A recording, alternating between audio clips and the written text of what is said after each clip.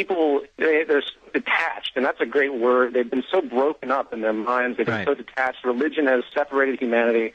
Politics has separated. We have these good and evil paradigms. We have terrorists that are lurking around every corner that we're terrified of, which... I saw half a dozen today hiding behind bushes and trees. They're all over the place now. Little eyes shifting in the blackness. That's right. And all of that serves, in my mind, on a very, very broad scale. It has a general purpose within the political construct to control us, but more specifically, it keeps us spiritually benign and spiritually detached from each other, because we're constantly in fear of each other in many different ways. Exactly. And that is the underlying problem, because no one's going to wake up to see that, as far as I'm concerned, that we live in a collective consciousness, that we are, in fact, a operating organism on a very large scale, not our individuality. I mean, this culture drills into us that we should be so ingrained and individualized, and we have to worry about our style and worry about all of this crap that the media throws down our throats, that we should be fearful, Madison Avenue telling us this and that, and it's amazing how people fall into that, and it's become so commonplace that people really don't even have a sense of each other anymore. They don't have a sense of the fact that we do live in a society, and this society has to operate on its own accord in an organism-type manner.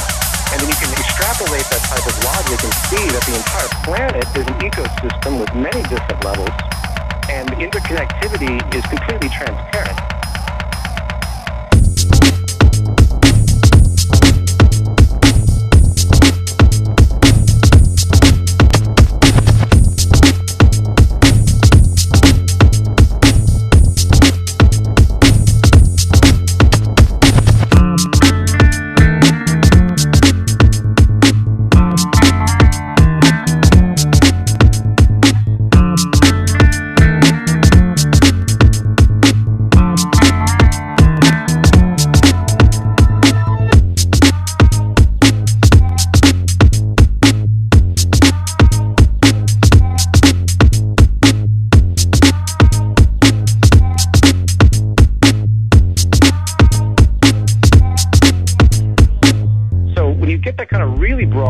Where everything kind of happens in the way it happens.